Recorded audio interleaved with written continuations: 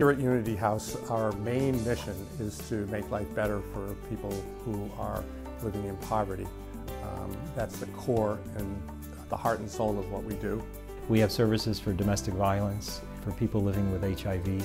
Most of everything we do here as a human service organization touches the areas in which aren't being touched. My dad was always concerned about social justice, and I learned that at an early age. Here at Unity House, we are very concerned about both poverty and social justice, and those are things I learned early on from my dad, were things that where I was really infused with a desire to try to help people in those circumstances. Chris's commitment to the community is unparalleled.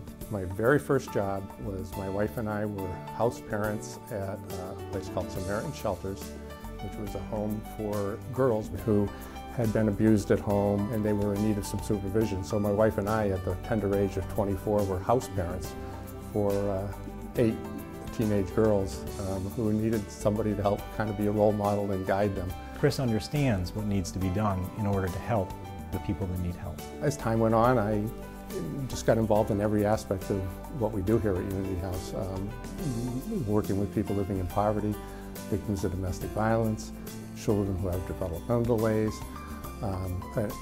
adults with mental illness, and eventually people with HIV/AIDS when that became a scourge.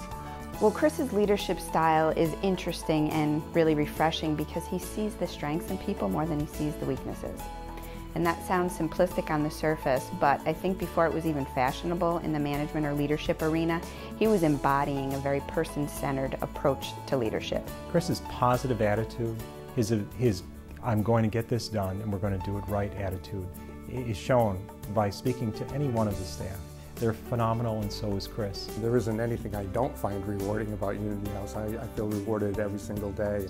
He understands that in order to be a service to people, that you need to have the belief of the people providing the service. He was always almost obsessed with knowing people's names. People matter to him. Their well-being matters.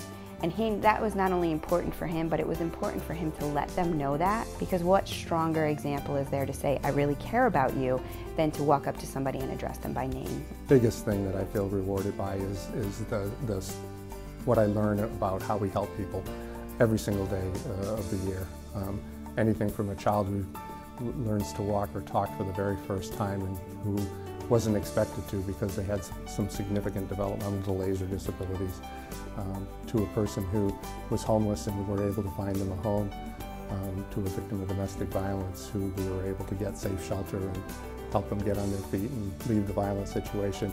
I learn every day about somebody else who we've helped, and it's never, of course, it's never me that does that. We have an unbelievably talented and dedicated staff here at Unity House, and I feel just blessed to have so many competent and caring staff that work here and who perform those kind of miracles every day of the year. He brings the mission alive every day. He energizes us. He is phenomenal, and it's a very hard job to do, but Chris has absolutely understood that from day one, and I think that's what has allowed Unity House to become what it is, to grow, to prosper, to help more and more people every single year. The need is getting greater, not less. As I said, I wish we could put ourselves out of business and the need would go away, but we have more people looking for our help than ever before, and I want Unity House to be there, not just now, but into the future, to meet those needs.